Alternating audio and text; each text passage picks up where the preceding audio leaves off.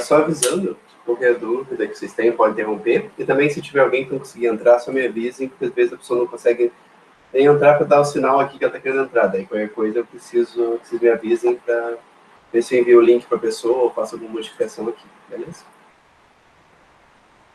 Eu vou compartilhar minha tela. Vou só clicar aqui em full screen.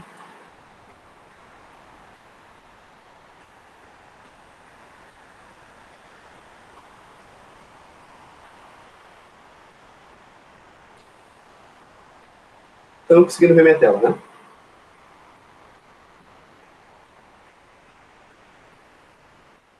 Perfeito. Então, vamos começar aqui. E daí, assim, a gente ganha tempo. E a atividade de hoje talvez seja um pouquinho mais demorada ou não, porque é um exercício que não é tão objetivo assim. Mas daqui a pouco eu explico para vocês. Então, o tema da aula de hoje é crimes contra o sistema financeiro nacional, conforme eu tinha sido falado. Nós vamos passar por esses 5 tópicos aqui, a introdução, explicar o que é crimes de colarinho branco, crimes especificamente contra o mercado dos imobiliários, crime de lavagem de dinheiro, que é um bem específico, mas que está inserido no nosso dia a dia brasileiro, digamos assim, mas também não é só brasileiro, né? O mundo inteiro lida com esse tipo de problema, porque é difícil dizer que em algum país não existe criminalidade. Se em todos os países praticamente existe criminalidade, esse dinheiro ilícito precisa ser validado de alguma forma para as pessoas poderem utilizar, porque ninguém ganha dinheiro para deixar guardado em casa, nós não deveríamos fazer isso. E daí, esse é o único jeito de tornar o dinheiro lícito e permitir que a pessoa rica ostente o dinheiro dela, por mais que seja lícito. Depois explicar um pouco sobre o COAF e o sistema de combate à lavagem de dinheiro que nós temos aqui no nosso Brasil. Então, lembrando, qualquer dúvida, interrompam e nós paramos e explicamos. Introdução. Esses crimes se encontram previsão específica do ordenamento jurídico brasileiro. Óbvio, né? Se nós temos muitos desses crimes, eles têm que ter uma especificação legal, assim, digamos, para punir quem comete eles. E quanto mais os crimes acontecem, mais regras são criadas, mas que no fim das contas não é necessariamente, isso não implica necessariamente que elas serão cumpridas. Às vezes o excesso de regras gera mais confusão e acaba propiciando que elas acabem sendo mais dificilmente cumpridas corretamente. O intuito é de coibir condutas lesivas contra o próprio sistema financeiro e a economia nacional, protegendo também o investidor e o mercado. Eu já tinha falado sobre isso em outras aulas, mas a ideia é a seguinte. A ideia do mercado é que vocês peguem o dinheiro que vocês juntaram, que não sabem o que fazer com ele, ou que querem ganhar uma rentabilidade em cima dele, e deem esse dinheiro para as empresas, certo? É assim que o sistema financeiro, pelo menos a parte de arrecadação, pessoa jurídica, basicamente funciona. E você pode fazer isso por meio de um banco, que o banco vai intermediar, você deixa o dinheiro no banco, o banco empresta para um terceiro, cobra juros e te paga uma correçãozinha ínfima. Ou você pode pegar e você mesmo pegar teu dinheiro e emprestar diretamente para as empresas, e dessa forma você vai correr o risco da empresa não te pagar, perfeito? Esse é o sistema básico. Você não faria esse empréstimo para o banco ou para as empresas se você corresse um risco absurdo, mas digamos um risco absurdo até nas entrelinhas, um risco que, por exemplo, você realmente poderia correr o risco de perder com o teu dinheiro simplesmente pela má fé. Então, para resolver esse problema de que as pessoas não queiram investir porque elas tenham medo de serem lesadas, e não porque, digamos, a empresa quebrou porque ela era excelente, daí veio uma crise e derrubou ela, mas simplesmente porque talvez essa empresa nem existisse, você empresta dinheiro para ela, dessa empresa uma fachada e a pessoa pode ter dinheiro. Isso é muito pior. Então, existe todo um sistema para proteção em cima do investidor. E também existe um sistema para proteger as empresas dos investidores que querem propiciar e criar golpes, assim, digamos. Então, ele está aqui para proteger ambas as partes, para que o sistema funcione corretamente e isso propicie que a economia local se fortaleça. Então, vamos entrar aqui no primeiro grupo de crimes, ser os crimes de colarinho branco. Isso aqui é um termo bem utilizado, é bem utilizado em filmes, em séries, em tudo que é lugar, mas na lei ele tem um grupo, digamos, de regras em específico. Interessado especificamente pela Lei 7.492/86, destaque-se algumas condutas consideradas prejudiciais ao regular funcionamento do sistema financeiro. São elas: imprimir, reproduzir ou pôr em circulação, sem autorização, certificado de cautela ou outro documento representativo de título de valor imobiliário, penso que somente o home broker, o sistema que você pode fazer investimento por meio do banco de vocês ou pela corretora, já quebra esse tipo de problema, porque tem um grau de confiança entre vocês, aquilo que vocês querem investir, e a corretora está no meio garantindo que isso funcione, prestando esse serviço e garantindo essa licitude para tudo. Então, já é um problema resolvido. Emitir, oferecer ou negociar, de qualquer modo, títulos ou valores imobiliários falsos, sem registro, sem lastro, sem autorização, mesmo problema. Divulgar informação falsa, prejudicialmente incompleta sobre instituição financeira. Esse aqui é uma sacanagem que não é, que infelizmente ela acaba sendo ainda meio comum, digamos assim. Podem ver, quando vocês verem gurus em gestão financeira no YouTube, eles vão sempre falar, não todos, né, mas aqueles que, no caso, não têm uma certificação específica para poder aconselhar determinado título ou determinada indicação financeira, eles vão sempre chegar e vão falar, isso aqui não é uma recomendação. Por quê? Porque é altamente regulamentado, deixa eu tirar, porque eu gosto dessa barra embaixo de volta, porque é altamente regulamentado quem pode fazer cada tipo de coisa no sistema financeiro. Então, se a pessoa não tem uma autorização, uma certificação que torna ela analista CNPI, um CEA, um ANCORD, algo assim, que permita ela chegar e indicar efetivamente as coisas, ela não pode fazer isso diretamente. Ela faz de maneiras indiretas. Falando o que ela faz, pegando, indicando o que outra pessoa indicou, e outras formas. Mas existem muitas pessoas que indicam erroneamente para prejudicar uma crise do mercado. Pense que no mundo que nós vivemos hoje em dia, os influencers detêm um poder absurdo. Então, se eles chegarem, igual aconteceu nos Estados Unidos com a GameStop, que é uma empresa que tinha ações na bolsa, se não me engano, não era a GameStop. Ela tinha ações na bolsa e o pessoal no Reddit se uniu para comprar ou vender as ações de uma forma totalmente sistematizada em grupo, de maneira que aquela ação valorizou, digamos, 4 ou 5 vezes, num período extremamente curto, entende? Isso pode ser obtido dessa forma, que eles fizeram um conluio para eles ganharem dinheiro, então nós vamos todo mundo investir junto, dessa forma é o algoritmo que faz a seleção do valor das ações vai fazer o valor subir, ou pode ser feito do inverso, de você chegar e lançar fake news no mundo. Se você lançar fake news, por exemplo, sobre político, você consegue, de certa forma, ou fortalecer a imagem de um, ou piorar a imagem de outro, dependendo dos seus interesses e como você articular isso. Mas se você fizer isso para a empresa, você consegue fazer algo bem mais, digamos, complexo, porque o nível de informações, a quantidade de informações, normalmente não é tão grande quanto uma campanha política. Então, se você pegar e difamar uma empresa, a empresa vai dar a resposta dela e tudo mais, mas de qualquer forma, as pessoas não estão acostumadas a ouvir, por exemplo, muita difamação. Então, é capaz de elas levarem muito a sério.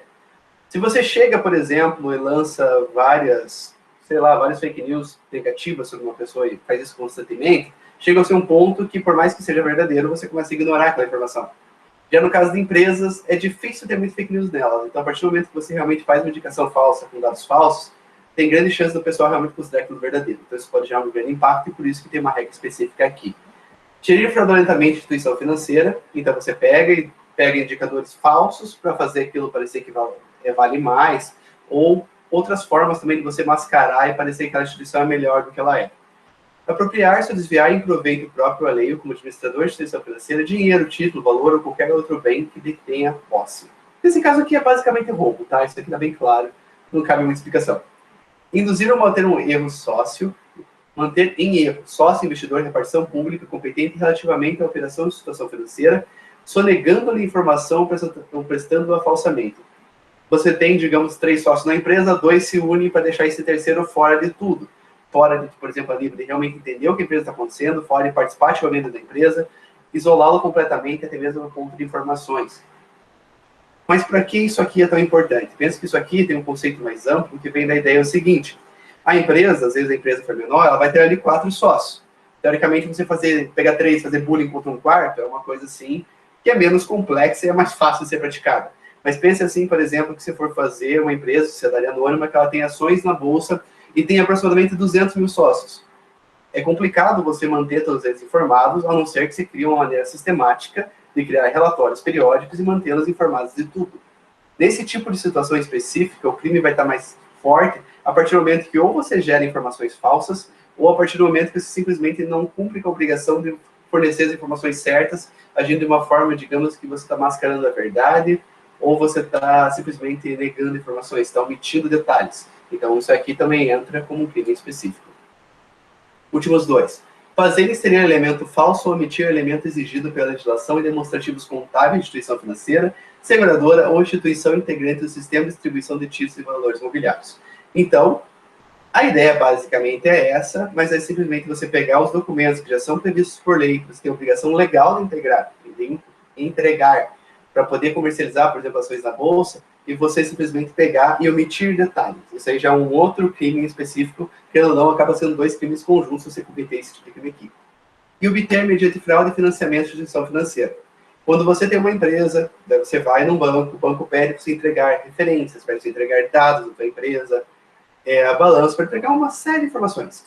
Digamos que para você conseguir ter financiamento, nem que seja, digamos, por juros mais baratos, por mais que você naturalmente fosse conseguir essa linha de crédito, mas, por exemplo, talvez pagando juros mais altos. Então, você mente para melhorar a tua análise perante a instituição financeira. Isso aí é um crime específico, beleza? Então, você naturalmente pode mentir pequeno, fazer aquela mentira, digamos, pequena, que seria, você só inflou um pouquinho, ainda assim se caracteriza esse tipo de crime. Independente se você já fosse conseguir ou não, mas você utilizou isso aqui para melhorar em algum aspecto, o crime se mantém. Embora a lei faça referência ao sistema financeiro nacional, essa expressão deve ser entendida em sentido amplo de mercado financeiro e de mercado de capitais, abrangendo os seguros, o câmbio, os consórcios, capitalização, qualquer outro tipo de poupança. Então, se envolve você pegar dinheiro das pessoas, seja para trocar em troca de algo, ou simplesmente oferecer um serviço financeiro por meio de uma poupança que vai sendo criada ali, esses crimes se aplicam, perfeito? Tem toda uma rede de transparência que tem que ser baseada, relatórios têm que ser divulgados, para que as pessoas que estejam participando desse tipo de contratação aqui estejam cientes de como está a saúde financeira daquela empresa. Se você, por exemplo, contrata um seguro, mas não sabe que aquela empresa, aquela seguradora está falindo, efetivamente, você, teoricamente, deveria ter essa informação para fazer uma escolha consciente, perfeito? Então, ela abrange todas as atuantes ali dentro do sistema financeiro. Passando agora para o segundo grupo, crimes contra o mercado de valores imobiliários, especificamente aquilo que tange a aula e a disciplina que nós estamos trabalhando aqui agora. Com o objetivo de preencher lacunas, então, existentes na Lei do Clarinho Branco, a Lei 10.303, de 2001, alterou a Lei 6.385, de 76, passando a prever 3 delitos especificamente voltados ao mercado de valores imobiliários. Esses aqui são bem interessantes, é fácil a gente ouvir notícias sobre isso aqui, às vezes a gente pode não entender exatamente o que aconteceu, às vezes a gente pode entender, mas tem uma legislação específica que trata isso aqui e vamos passar pelas 3. Manipulação de mercado. Realizar operações simuladas, executar outras manobras fraudulentas com a finalidade de alterar artificialmente o regular funcionamento do mercado de valores imobiliários com o fim de obter vantagem devida ao lucro para si ou para outrem ou causar danos a terceiros. Então, vamos entrar aqui especificamente em manipulação de mercado. Vocês acompanharam esse caso da GameStop que aconteceu nos Estados Unidos? Que o pessoal do Reddit se uniu para fazer a valorização de uma ação? Alguém aqui chegou a acompanhar esse caso ou não sabe exatamente do que se trata? Pode responder aqui no chat. Beleza. Ok. O Reddit é um fórum de multi-interesses. Eu mesmo não sou participante do Reddit, eu não posso dar tantos detalhes de como ele funciona. Mas, enfim, ele é um fórum que tem diversos tópicos extremamente específicos, muito utilizados por nerds, para falar, digamos, de submundos nerds, que não é fácil encontrar as pessoas que compartilham o mesmo gosto que você. E lá o pessoal, digamos, tem uma comunidade muito vasta. E o que faz uma ação valorizar? É simplesmente a relação de oferta e demanda. Se você, por exemplo, tem uma ação, digamos que o valuation dela, o quanto representa a empresa, vale R$1. Se muitas pessoas querem essa ação da empresa e muitas pessoas dão ordens de compra para comprar essa ação, por exemplo, dá ordens, quero comprar 100, 200, 300 dessa ação, conforme vai aumentando a demanda, essa ação começa a ficar mais cara. Porque tem essa relação de oferta e demanda e para manter a economia saudável, existe isso em quase tudo que envolve transações. Mas, enfim, esse sistema é controlado por um algoritmo e tem essa questão da oferta e demanda. Tem outras coisas que controlam isso também. Mas, enfim, essa é uma das mais imperativas. Então, se muitas pessoas quiserem comprar aquilo simultaneamente, essa ação vai valorizando. E valoriza bastante. E o que aconteceu nessa GameStop? O pessoal pegou no fórum Reddit, decidiu, eles fizeram um conluio, começaram a fazer uma ação interna lá em diversas categorias diferentes, para que todo mundo começasse a comprar ações da GameStop simultaneamente. Porque essa empresa, por causa do Covid, a prestação dela foi lá embaixo. Porque assim como quase todas as lojas presenciais que existem em shopping, tudo, elas valorizaram muito. Hoje em dia, se você for pegar, por exemplo, a ação da Renner, ela deu uma queda. Por causa que ela atua principalmente em shopping, ela é uma das carro-chefe em shoppings, e os shoppings, em grande maioria do país, estão fechados. Então, isso criou um cenário que a relação desvalorizou, perfeito?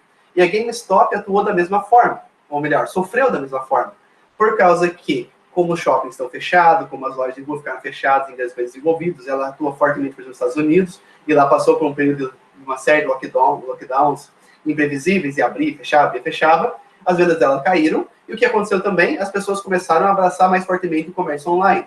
Assim como no Brasil, tem muitas pessoas que, por exemplo, não compravam online por hábito, preferiam ir na loja ter a experiência de comprar algo físico, presencialmente, e por causa do Covid, as pessoas começaram a aderir ao comércio online. Nos Estados Unidos, o sistema logístico deles é muito mais avançado que o nosso. Então, obviamente, assim que a pessoa experimentou o sistema de entrega online e recebeu o negócio em horas, a pessoa ficou muito mais feliz e aderiu a isso. O que fez que qualquer tipo de ação que representava empresas que atuavam fortemente no varejo presencial houvesse uma queda. Então, as ações da GameStop caíram bastante mesmo. Eu não sei exatamente quanto, porque eu não acompanhei tão de perto, porque é uma ação negociada nos Estados Unidos, e eu normalmente prefiro investir em empresas daqui. Mas, enfim, o preço caiu lá embaixo, o pessoal se pensou, vamos nós todos aqui, milhares e milhares de pessoas, e vamos todos comprar tudo que a gente puder, vender carro, vender tudo que a gente tem, pegar todas as economias e comprar ações GameStop. Fizeram um cálculo e virou, se todo mundo, todo esse fora aqui, investir no mínimo tanto, a gente vai conseguir ganhar tanto num único dia. E fizeram isso, certo? Eles pegaram, compraram em massa, sistematicamente, num único dia. Não sei qual foi o intervalo exato de tempo, mas enfim, foi um período bem curto de tempo, eles compraram um monte. Isso fez com que o algoritmo visse que tinha uma demanda gigantesca e começou a valorizar a ação, e fez o valor dela crescer exponencialmente num período extremamente curto de tempo. Isso chacoalhou o mercado um monte. Primeiro que essas pessoas pegaram, e depois, logo em seguida, começaram a vender novamente as ações, e começaram a vender elas supervalorizadas. Pensa que quem começou o rolo, digamos assim, a ação estava hipoteticamente em R$1, por exemplo. E ela valorizou para R$6. A pessoa que investiu R$1.000, a partir do momento que ela chegou em R$5, ela coloca a venda por R$5. Então, pensa que ela valorizou num único dia o capital que ela tinha investido ali em 5 vezes. Então, digamos que ela tivesse investido R$10.000, ela teria ganho R$50.000 ali num único dia, fazendo apenas essa operação. O mercado tem vários sistemas de controle que a gente vai ver, que até mesmo corta as negociações quando acontece esse tipo de situação bizarra. Mas, às vezes, numa única ação, isso acaba passando despercebido dependendo do mercado que ela atuar. E isso aconteceu lá. Então, as ações foram supervalorizadas, uma camaçada de pessoas ganham um monte de dinheiro em cima da concessão dessas ações, porque as pessoas viram, tá crescendo um monte, nós vamos comprar também. E várias pessoas, digamos, retardatárias, começaram a entrar na sequência, comprando e comprando e comprando. Assim como não estava mais subindo no momento. Normalmente no mercado atua assim, sabe? Você vê uma queda grande, a partir do momento que o cidadão comum percebe isso, já é meio tarde e você não vai ganhar tanto quanto aqueles que entraram por primeiro. E nessa situação do GameStop aconteceu exatamente assim. As primeiras pessoas que entraram, engajaram tudo, ganhando muito mais que as outras. Mas pense que para fazer isso, elas multiplicaram a capital de 5 vezes, elas manipularam o mercado. Elas criaram todo um sistema de comunicação com as pessoas ali, induziram elas a comprar, já alegando já a manobra que estaria sendo feita, que não é fora do mercado tradicional, e elas manipularam as pessoas a comprar as ações e supervalorizaram aquela empresa. Isso gera uma série de consequências, e não somente as pessoas que ganharam dinheiro por meio dessa compra ali, né, aproveitando esse momento. Pense que, assim, existem outras operações, derivativos e afins, que são outras transações baseadas na valorização de ações, ou intermediários que atuam na compra e venda, que eles, por exemplo, ganham em cima da quanto está sendo comprada, já estipulam um preço, ligando as pontas. Teve empresas que perderam bilhões por causa que, por exemplo, elas estavam garantindo que iriam vender tal ação para determinada pessoa pelo um preço X, certo? Digamos assim, essa movimentação aconteceu na sexta. Eu prometi que ia comercializar com outra empresa na segunda-feira essas ações da GameStop pelo preço X. Esse tipo de negociação existe. Você está baseando praticamente no mercado futuro ali, o que vai acontecer, e você já ganha, imaginando a margem de que o valor daquela ação vai estar abaixo. Você faz uma previsão e uma análise, estipula isso e já faz suas vendas baseadas nisso. E pense que se de um dia para o outro o negócio aumentou em 5 vezes, você vai ter que cobrir aquela venda que você já se firmou que vai cumprir, e vai ter que pagar para o valor de 5 e não mais o valor de 1. E isso acontece em N aspectos diferentes, em N formatos diferentes de ativos. Então, isso gerou, digamos, um enriquecimento ilícito por uma camaçadinha pequena, e ao mesmo tempo ferrou a grande maioria do mercado. Então, por isso que a manipulação do mercado não é permitida. O sistema existe e essa regra do jogo funciona de determinada forma, você consegue fazer essa manipulação, mas não quer dizer que a partir do momento que você fez ela, que você vai sair impune dela, certo? Então, a manipulação do mercado permite que você faça isso para valorizar uma empresa, unindo uma série de pessoas para fazer compras sistemáticas, dessa forma aumentar a demanda em relação à oferta e conseguir fazer a ação valorizar, ou você também pode chegar e dar informações falsas para as ações das empresas baixarem, certo? Então, você consegue fazer isso também, simplesmente divulgando fake news, que ele fez o exemplo anterior aqui, e funciona bem dessa forma para você também conseguir afetar o mercado de uma maneira negativa. Você consegue pegar e lançar informações falsas para fazer as pessoas acharem que vale a pena comprar determinada ação, por exemplo, e fazer elas comprarem para aquela ação, aquela empresa valorizar, e quem tem muitas ações daquela empresa comercializar por um preço mais alto. Então tem N maneiras de se manipular, mas em geral envolve você divulgar informações, unir pessoas para conseguir manipular os preços dos ativos do mercado. Tá? Basicamente isso. Não sei se ficou claro, espero que tenha ficado. Alguma dúvida, pessoal? Certo?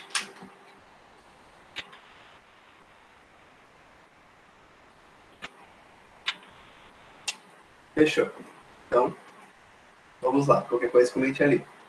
Segundo crime, uso indevido de informação privilegiada. Utilizar informação relevante ainda não divulgada ao mercado, de que tenha conhecimento da qual deva ser mantido em sigilo, capaz de propiciar para si ou para outra vantagem devida mediante a negociação em nome próprio do terceiro com valores mobiliários.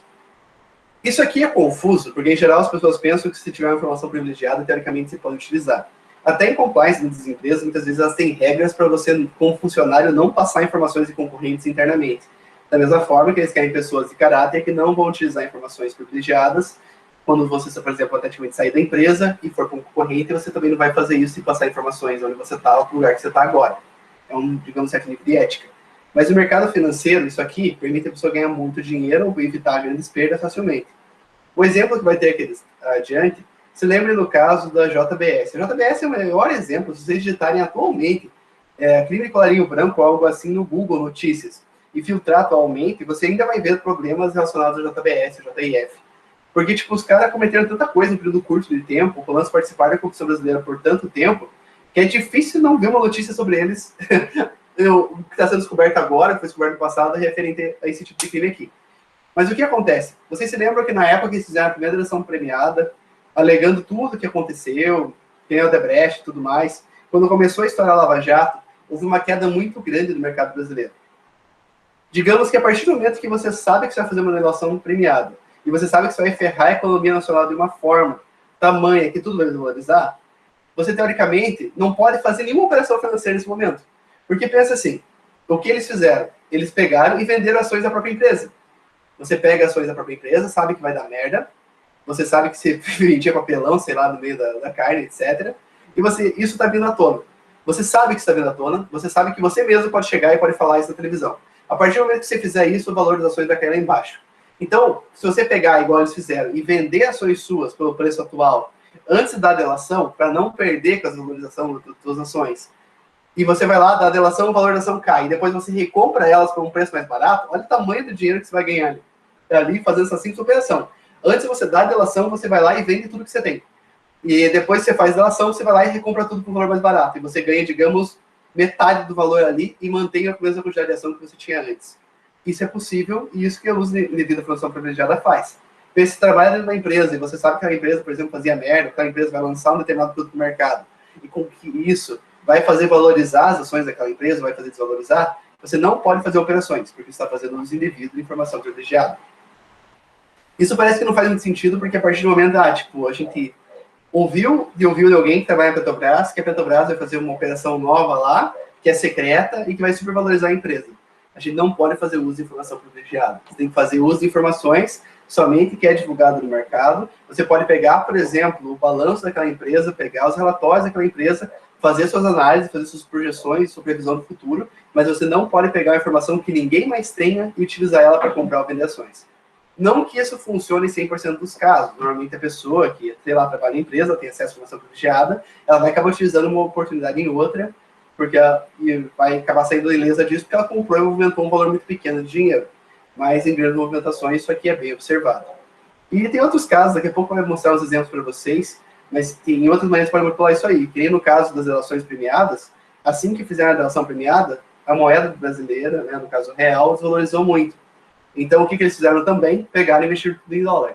Então, a moeda brasileira desvalorizou, investe em dólar num dia, no outro dia converte e volta em real, e você ganhou muito dinheiro assim também.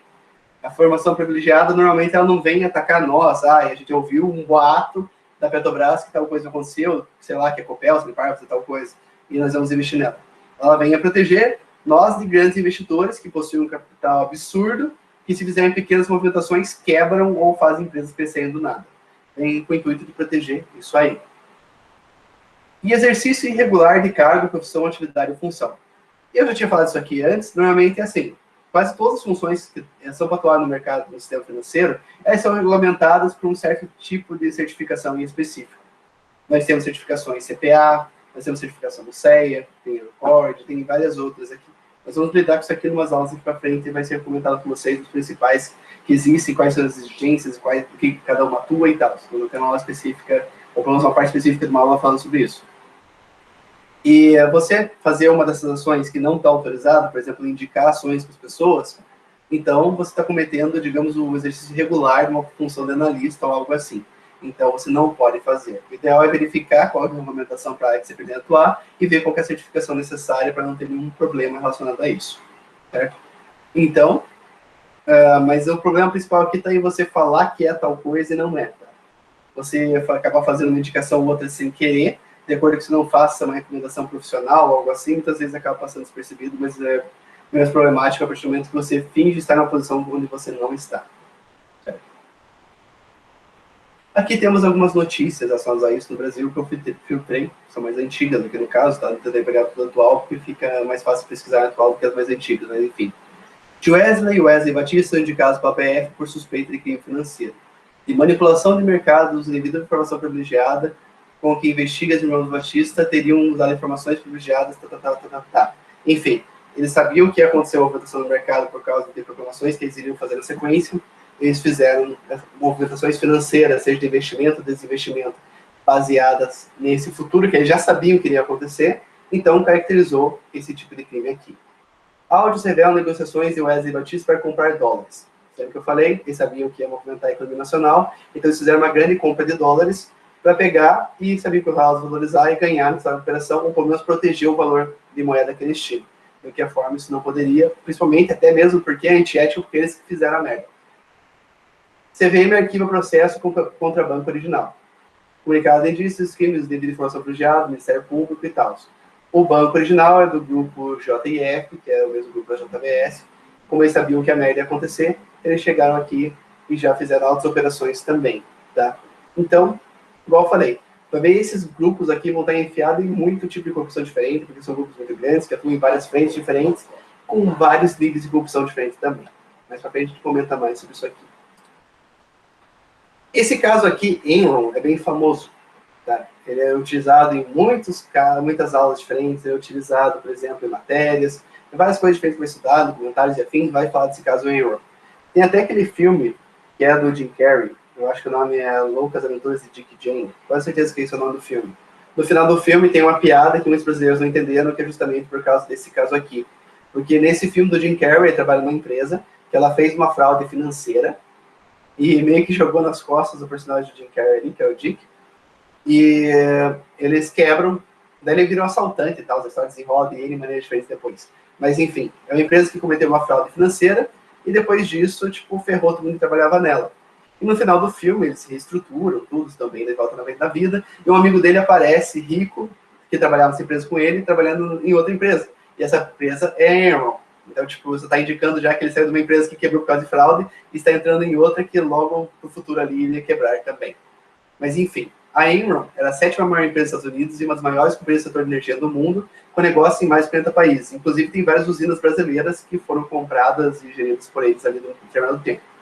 Após sua falência repentina, o Congresso americano iniciou uma análise sobre a quebra do grupo, que apresentava em seu balanço uma dívida de 22 bilhões de dólares. Então, era uma empresa que entregava resultados absurdos, se eu não me engano, eles faturavam como se fosse... o valor deles de mercado era como se fosse, pelo menos nas matérias, não sei se o valor está correto, eles valiam 60 bilhões de dólares e faturavam cerca de 100 bilhões por ano.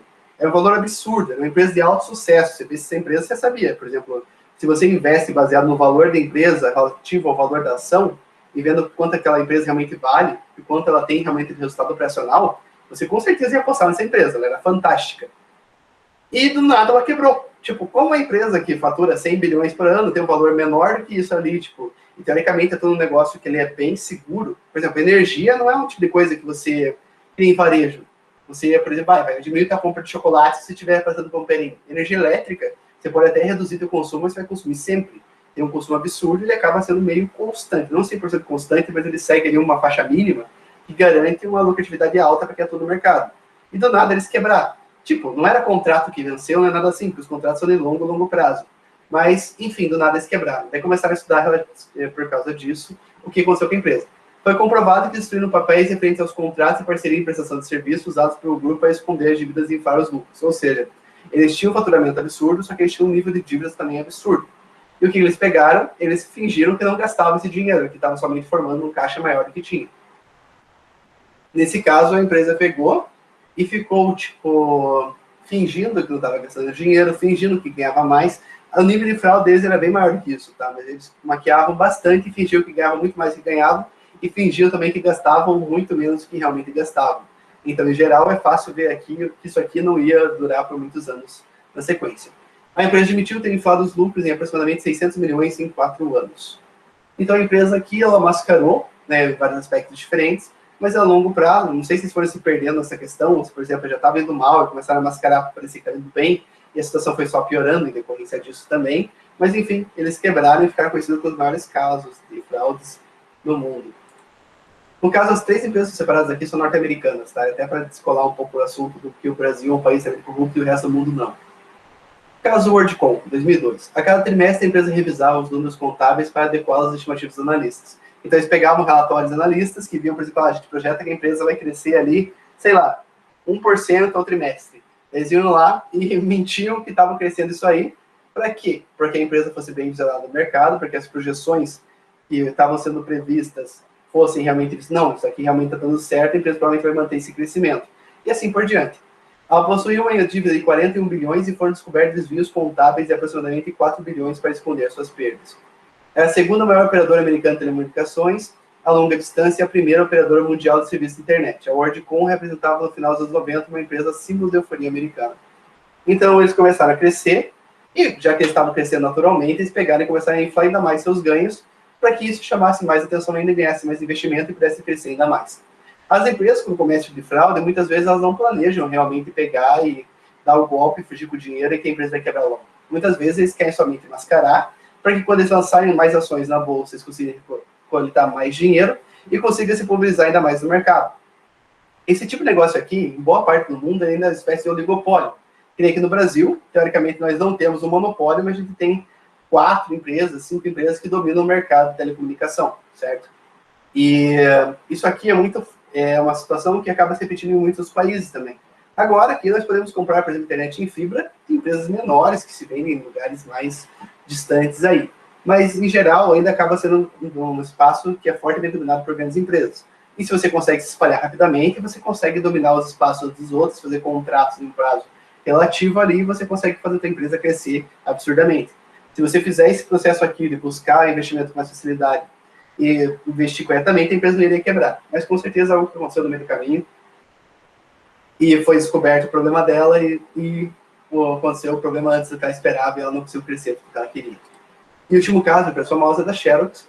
A Xerox dos Estados Unidos admitiu em junho de 2002 ter inflado seu faturamento em 1,9 bilhão nos 5 anos anteriores, contabilizando uma única vez vendas de equipamentos que seriam pagos a longo prazo.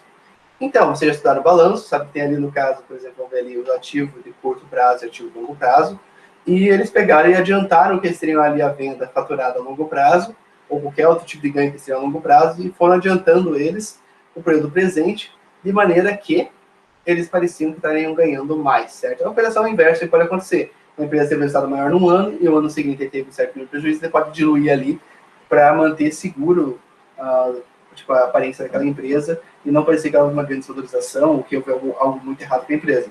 Tem negócios que realmente eles variam muito de um ano para o outro. Então, a tentação de fazer isso aqui acaba sendo grande. A Xerox concordou em pagar a multa de 10 milhões, a maior já paga para uma companhia por ter informado erradamente o registro contábil das receitas, tudo bem que no caso foi intencional, mas no caso deles, pagar a multa, tanto faz. A empresa não utilizou o princípio da competência para contratos a longo prazo, reconhecendo seus resultados no primeiro ano e inflando a receita. Então, se ele conseguisse, por exemplo, manter a capacidade de fazer contratos a longo prazo periodicamente, ele ia estar inflando cada vez mais seus períodos, e dessa forma parecia que a empresa está tendo um resultado muito maior e ia crescer o olho de quem iria provavelmente comprar as ações da empresa ou fornecer outros tipos de contrato com ela ali. Então, tem vários tipos de benefícios que pode obter com esse tipo de operação aqui legal. Vamos agora para o último tópico, ou penúltimo ali, mas enfim, que é bem interessante, é algo que a gente acaba vendo bastante no Brasil. A gente ouve alguns tipos de manobras que são feitas, mas não discute como elas são feitas e como elas acontecem. Aqui a gente vai falar, em geral, qual que é o passo a passo para se lavar dinheiro. Não é bem um tutorial, mas é basicamente como funciona. E lavagem de dinheiro. Lavar dinheiro significa ocultar, dissimular a natureza, origem, localização, disposição, movimentação, propriedade de bens, direitos ou valores provenientes, direta e indiretamente, de crime. Então, você obtém o dinheiro de uma forma ilícita, só que a gente não está falando daquele profissional liberal que não paga nem o MEI, nada assim, e junta dinheiro. Está falando de uma quantidade absurda de dinheiro, que as pessoas acabam ganhando e, para poder utilizar, por exemplo, seja no mercado comum, mercado de luxo, a pessoa tem que inserir esse dinheiro no mercado de uma forma lícita e que ela possa utilizar. O crime de lavagem de dinheiro caracteriza-se por um conjunto de operações comerciais ou financeiras que buscam a incorporação da economia de cada país de modo transitório permanente de recursos, bens, valores de origem lícita e que se desenvolve por meio de um processo dinâmico que envolve, teoricamente, 3 fases independentes que, com frequência, ocorrem simultaneamente. Então, você pega o dinheiro sujo, que é um dinheiro obtido de forma ilícita, que não tem um registro lícito do que você recebeu esse dinheiro, e você cria um mecanismo para pegar e que esse dinheiro venha para você de uma forma que você possa gastar ele sem ter vergonha na cara. Então, quais são essas 3 etapas? A primeira etapa é conhecida como colocação, por meio da qual o agente tem o objetivo de colocar esse dinheiro no sistema econômico. Você pega esse dinheiro ilícito e passa para um terceiro agente ou algo que seja da sua posse, de maneira que esse dinheiro seja lícito. Tá? Pensa aqui, você ganhou ali, sei lá, 50 mil reais vendendo drogas. O que você vai fazer ali para você poder gastar 50 mil reais e comprar o carro que você quer? Sei lá, um Jetta. Você pega esse dinheiro, você não pode ir lá e comprar esse dinheiro, o carro à vista com esse dinheiro. Porque de qualquer forma você pega e vai pegar e vai dar muito na cara que esse dinheiro é de uma forma ilícita. Então você pega e injeta isso num negócio.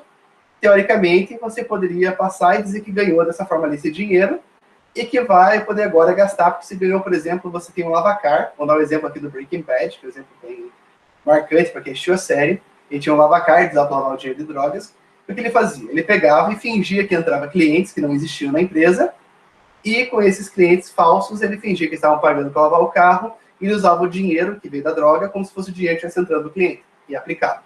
Qual que é o problema dessa lógica?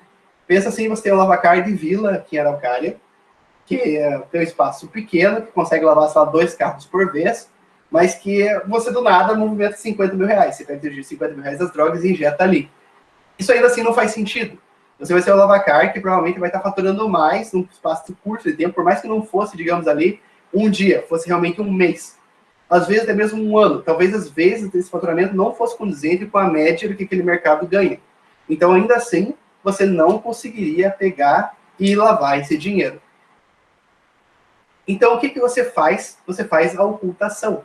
A segunda etapa é a ocultação, que consiste em dificultar o rastreamento contábil dos recursos ilícitos. Então, por exemplo, assim, você tem 50 mil ilícitos e você abriu uma empresa de consultoria e administração.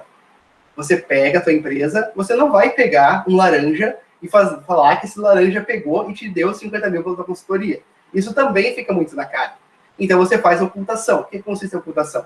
Você tem 50 mil. Então, você pega, vamos dizer aqui, 100 laranjas, certo? E faz cada laranja pegar e comprar consultorias tuas de 500 reais. Então, 100 consultorias de 500 reais, e teoricamente fica mais fácil, porque são 100 laranjas diferentes, você conseguir pegar e validar isso de maneira que fique mais difícil de rastrear. Você agora não tem um único cliente mágico, uma única entrada mágica de um curto pedaço de tempo, no valor de 50 mil, mas sim você tem isso diluído a um prazo maior, com laranjas que vão estar comprando ali e fazendo contratos contigo um prazo um pouco mais espaçado, e você constantemente vai estar lavando ali, com várias outras pessoas participando, de uma forma diluída, que dessa forma parece ser mais lista. Então a colocação vem de você pegar esse dinheiro e injetar em alguma entidade, certo? Que vai repassar para outras pessoas, muitas vezes, ou você vai injetar em pessoas diferentes, e as pessoas vão pegar e vão te pagar novamente em pequenos contratos, que seria ali a fase de ocultação. Então você pode pegar um montante grande, entrega para um terceiro, vários terceiros, e eles injetam pulverizadamente, né, de maneira pulverizada para você no teu negócio. Então, dessa forma, você consegue lavar o dinheiro. Um caso que não é muito popular se falar ele, mas tipo, também não se torna algo complexo, porque ele acaba sendo recorrente no mundo inteiro, existe uma lavagem de dinheiro muito grande feita em igrejas. Quando eu falo isso aqui, não leve, pessoal, não estou indicando igreja de ninguém, nem nada assim. Eu não estou dizendo também validando a fé ou realmente a verdade daquilo. Estou dizendo que existem situações em que existem igrejas que participam e acabam participando da lavagem de dinheiro. Porque como não tem uma fiscalização muito ativa sobre quantas igrejas ganham, fica fácil você pegar dinheiro e injetar numa igreja que seja corrupta e que vai pegar esse dinheiro e vai diluir para terceiros que vão reinjetar o negócio para você cobrando uma taxa. Normalmente, todo mundo que vai participar desse processo de lavagem de dinheiro vai cobrar uma comissão em cima disso. Você pega um laranja, você dá 500 reais para ele devolver o dinheiro para você, normalmente ele não vai te devolver os 500, vai te devolver, sei lá, 400, 450. Então tem uma comissão ali do mercado corrupto que vai cobrar de você para fazer esses serviços. mas existem outras formas também. Jogo é uma forma bem comum, que eu vou mostrar aqui nos slides para frente. Você finge que ganhou, por exemplo, em um cassino, dinheiro. Você tem 50 mil para lavar, você vai lá, vai num cassino, suborna a empresa ali com 50 mil e sai de lá como se tivesse ganho 30 mil na roleta. Pensa que esse sistema, assim, parece, tipo, é bem óbvio e tal, mas aconteceu bastante.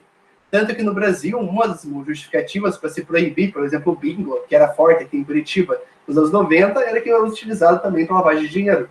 Então era fácil a pessoa chegar lá, comprar a chance de ganhar um dinheiro ali, pagava um valor maior, recebia um valor menor em prêmio, mas teoricamente no dia seguinte poderia gastar. O irônico é que existia muita pessoa corrupta que ganhou o prêmio diversas vezes, né? Então, tipo, o negócio começava a ficar cada vez mais na cara, porque não basta você ser corrupta e cuspir na cara da sociedade, ainda assim ela tem que fazer isso de uma forma que seja escancarada para as pessoas chegarem e, tipo, virem se sentir pior ainda, né? Tipo, não basta o cara roubar, o cara faz isso na cara dura ali e não é punido. Enfim. Terceira etapa. A integração, na qual os ativos são incorporados formalmente ao sistema econômico. O que acontece? Normalmente as pessoas que são corruptas e ganham dinheiro de forma ilícita, normalmente elas não são necessariamente a melhor administradora financeira possível, certo? E que muitas vezes esse dinheiro está entrando ali, e para não manter esse dinheiro unicamente num caixa, de uma forma que teoricamente seja fácil de ser pega novamente, caso você seja pego com corrupção, você começa a inserir ele novamente no mercado, seja utilizando laranja ou não, de maneira que se tornem bens mais, eu ia falar tangível é uma palavra que confunde economicamente, mas um bem que seja físico, algo fácil de você pegar e revender, principalmente no nome no laranja, caso você precise recuperar esse dinheiro. Então você ganhou esse dinheiro por meio das suas consultorias fraudulentas. É fácil promover com isso aqui, tipo, fica na cara mesmo, porque você vê uma série de políticos idiotas que nós temos, e que eles acabam ganhando muito dinheiro com consultoria ou com negócios, e tipo, cara, esse cara, se ele fosse tão genial, assim, em fazer negócios em geral, ele atuaria em outro mercado, mas enfim. Ele começa a pegar o dinheiro que ele ganhou de forma ilícita, seja um traficante, seja um político, seja o que for, e começa a comprar bens, comprar terreno, comprar carro, comprar empresas, negócios e afins, até mesmo para facilitar e criar uma rede que permita você fazer novas transações e potencialize a inovação, a lavagem de dinheiro, entre outras entidades. Porque normalmente se você faz isso aqui, você não é um criminoso. Então fica mais fácil você atuar dessa forma como laranja, comprando a consultoria de um, esse outro comprando a consultoria também, e assim forma um ciclo grande de lavagem de dinheiro.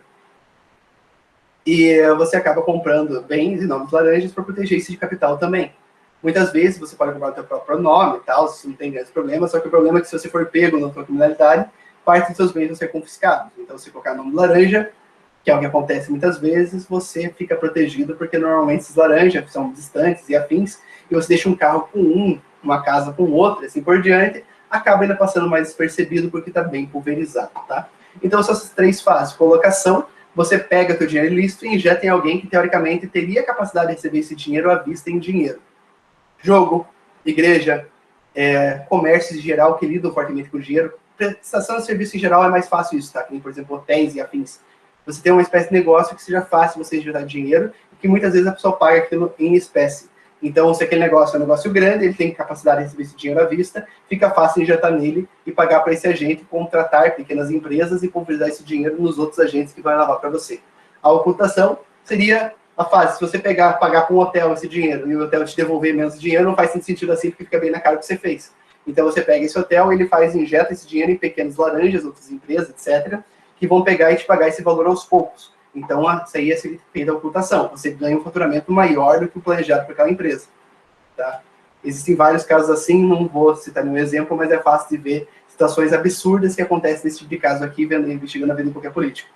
Enfim, e terceira etapa, a integração, que você pega esse dinheiro que você ganhou e converte ele para bens específicos de maneira segura, que você consiga converter facilmente novamente, e vai aumentando o seu patrimônio. Você não deixa ele parado em caixa, tá bom? Então, legalmente, são utilizadas essas três fases, com essas nomenclaturas aqui, para ficar fácil de rastrear o que aconteceu com o dinheiro, ou o que você vai aprender depois, sabendo que a pessoa utilizou o dinheiro ilícito para comprar aquilo. No caso, pequenos criminosos, em geral, não precisa se preocupar com isso aqui, tá? As transações financeiras de baixo valor não são monitoradas e afins. O problema é quando o valor começa a ficar muito grande. Um traficante que vende drogas nas esquinas aí provavelmente não consegue movimentar o suficiente, assim, no curto período de tempo, aquilo que fica para ele, para valer a pena ele fazer toda essa rede. Mas alguém que trabalha numa distribuição maior de drogas, uma quantidade maior, normalmente vai ter que se preocupar com esse tipo de situação aqui.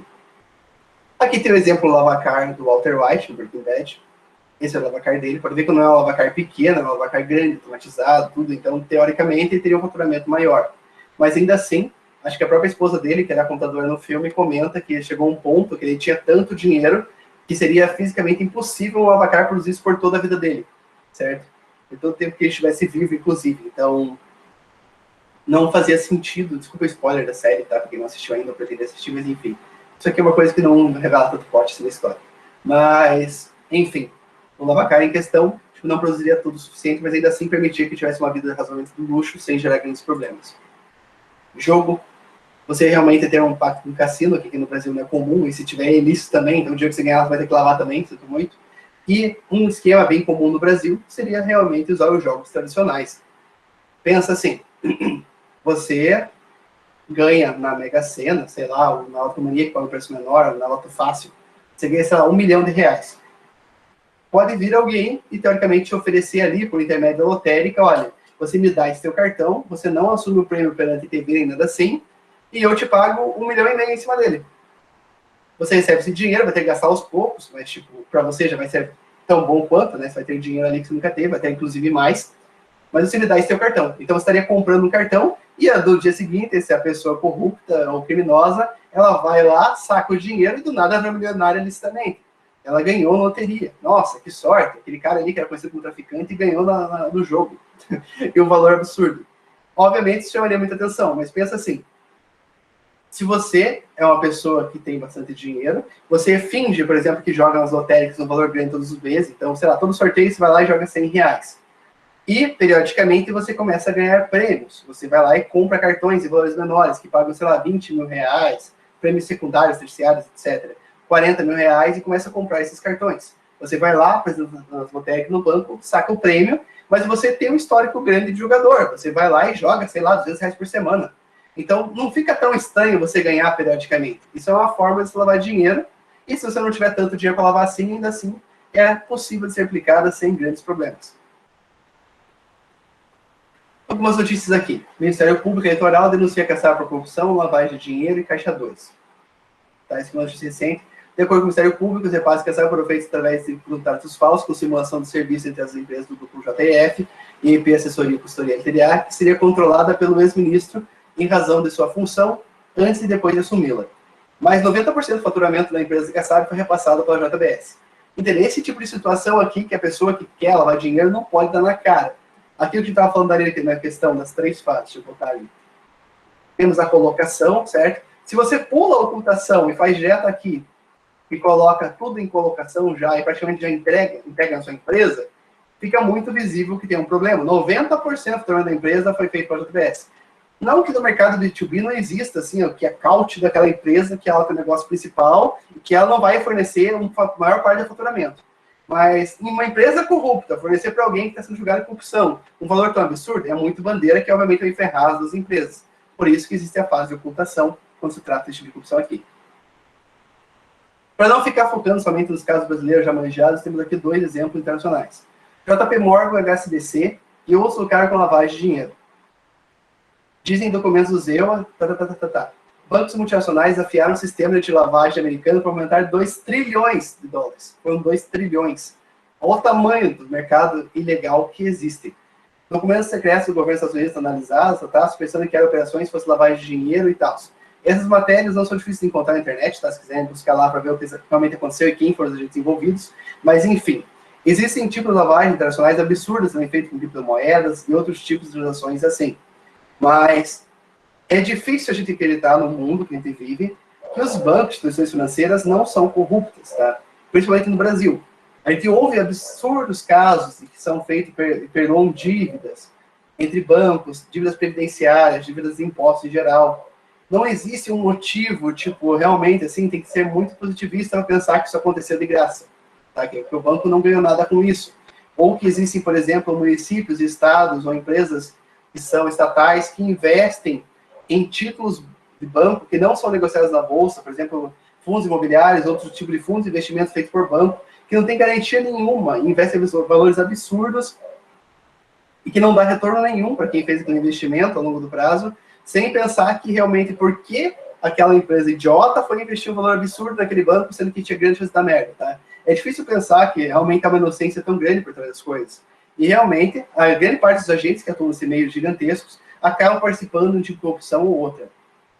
Na disciplina que eu dou de gestão internacional de negócios, eu acredito que vou participar provavelmente fazer comigo aqui para frente, sei lá, nas próximas disciplinas, a gente trata bem desse assunto da relação, tipo, que tem que haver esse âmbito de confiabilidade dos sistemas, porque existe muita corrupção gigantesca. A gente pensa que isso aqui está isolado no Brasil, e não é assim. Eu gosto do exemplo da Siemens, que tipo, ela foi pega por corrupções várias vezes, seja no Brasil, seja na Alemanha, em N países diferentes, porque ele pegava e entregava propina para fechar contrato. E, tipo, isso acontecia numa empresa gigantesca europeia, que a gente fica muito distante da nossa cultura. Isso acontece lá, onde é visto que tem uma cultura melhor, tipo, melhor no sentido, pelo menos, de confiabilidade do que a nossa. E esses grandes grupos participam ativamente do negócio. Pense que, por exemplo, o tráfico de drogas é um tipo de negócio que acontece internacionalmente.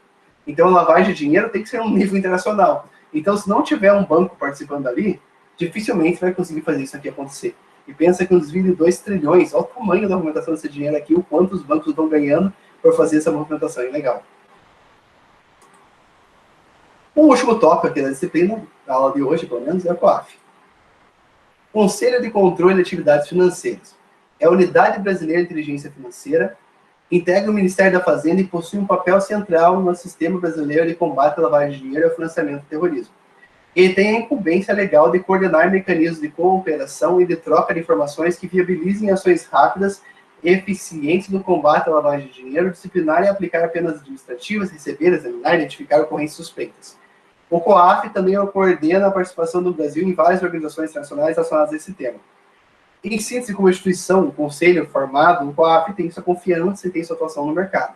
Mas não quer dizer que quem participa dele não é necessariamente não é corrupto, ou que não pode haver corrupção dentro dele. Ele tem esse papel forte, representando o Brasil, inclusive em entes internacionais, para coibir a lavagem de dinheiro. Como eu gosto de ver aqui os exemplos anteriores, a lavagem de dinheiro ela pode acontecer de uma forma, por exemplo, que vai integrar países diferentes. Então, essa atuação conjunta é fundamental para que isso seja observado. A questão é que, hoje em dia, tem tantos mecanismos diferentes para você conseguir fazer esse mascaramento que acabam, muitas vezes, deles passando de maneira despercebida, realmente.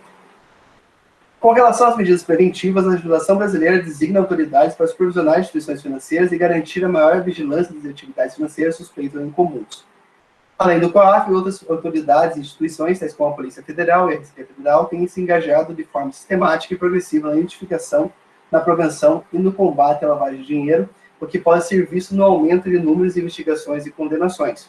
Realmente, se for parar para ver, nos últimos anos no Brasil, tem se aumentado fortemente o número de denúncias ou de casos que estão vindo à tona, que estão sendo pegos com uma atuação conjunta, seja de bancos que vão quebrando sigilo e vão demonstrando, análises são feitas de irregularidades, são denunciadas. Então, com a integração mesmo do sistema financeiro, isso está melhorando.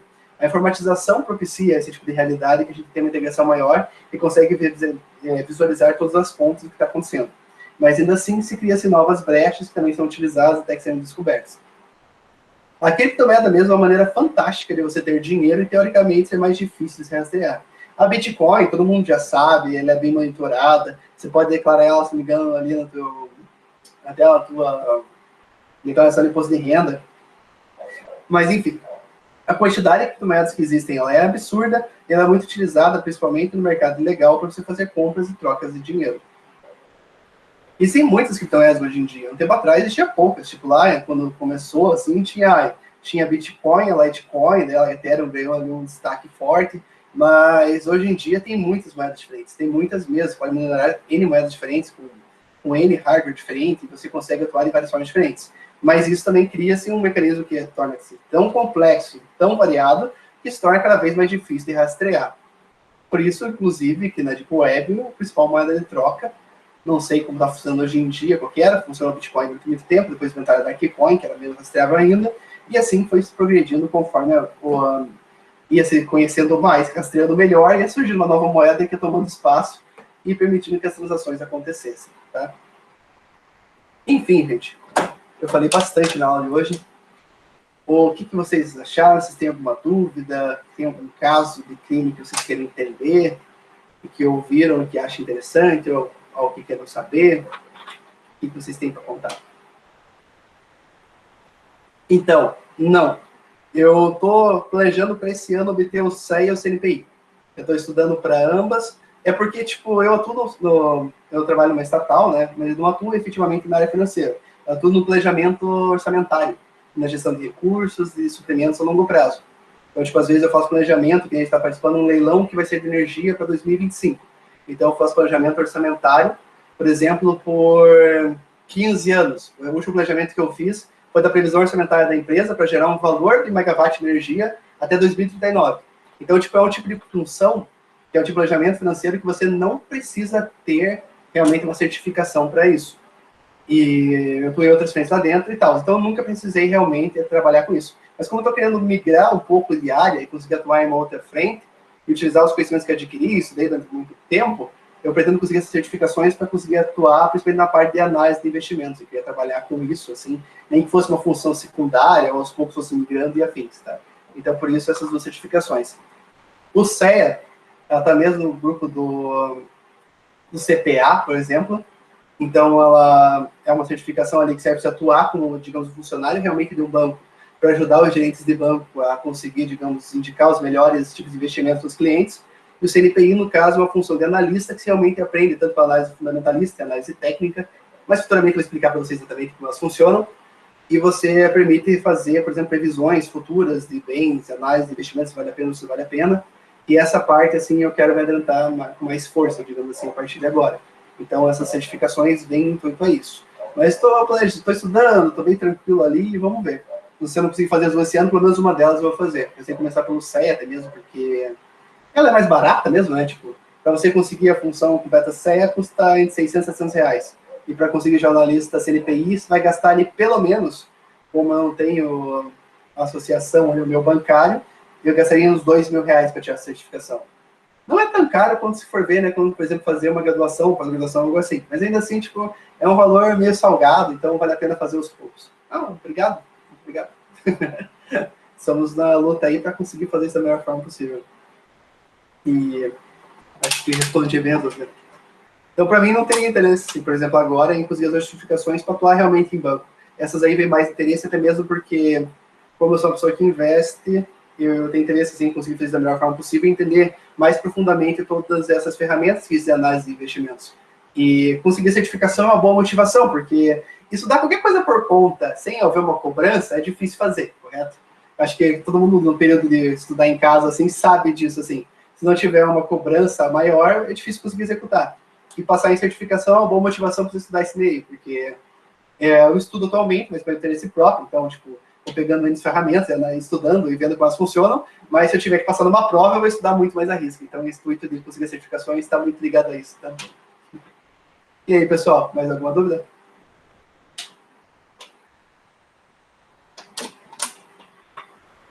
Tudo certo? Caso esteja digitando qualquer coisa, eu respondo. Beleza. Então, gente, uma última questão só. Eu passei para vocês ali embaixo dos slides, juntamente com os slides, estão ali o questionário do dia. O questionário do dia é apenas um único questionário, tá? Uma única questão. E essa questão é discursiva, ela envolve o quê? Eu pedi para vocês investigarem, no caso, investigar, jogar no Google Notícias ali, e pesquisar uma notícia referente aos crimes relacionados ao mercado e valores imobiliários, tá? São os três lá, são os três: manipulação de mercado, uso indevido de informação privilegiada, e o terceiro e último aqui, eu não lembro o nome exato, coloquei aqui, peraí. Exercício irregular de cargo, profissão, atividade ou função. Enfim, daí tem que pegar um desses três crimes aqui e pesquisar uma notícia relacionada a isso. Se vocês colocarem no Google Notícias manipulação do mercado, vai aparecer várias. Se colocar ali uso indevido de informação privilegiada, vai aparecer um monte. E no Brasil, esses dois aqui é recordista.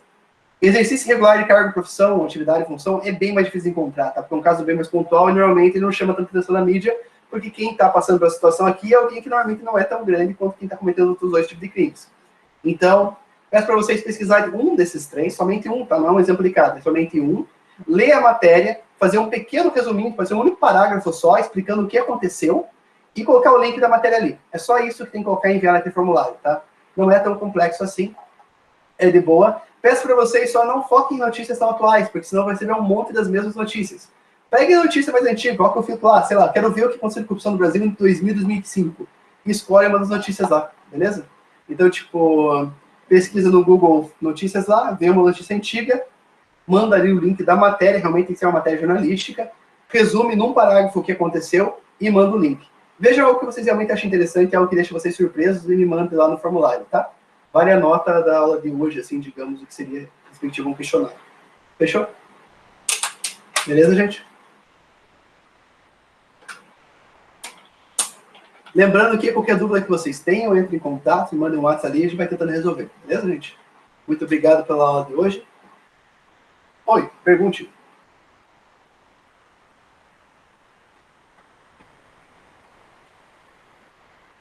Então, todos os trabalhos que são passados aqui, eles são passados tipo, até o dia 18 de abril, que é uma semana de provas. Eu coloquei a data 18 de abril, mas tipo, depois que eu coloquei ela, eu não conferi duas vezes, assim, mas eu acho que esse é o último domingo da semana de provas. Então, vocês podem me enviar ali qualquer formulário que seja, desde a primeira aula até agora, até o dia 18 de abril, tá? No dia, sei lá, 11h59 do dia 18 de abril, eu vou fechar os formulários e a partir daquele momento não aceita mais nada, tá bom? Mas tem ainda mais de um mês ali para poder entregar. Mas é aquela coisa, se fizer o quanto antes, fica mais claro, assim, o conhecimento fica melhor fixado, tá? Então, melhor é sempre fazer o quanto antes. Fechado. Eu vou pegar aqui, vou interromper a gravação só. Mas qualquer dúvida que vocês tenham,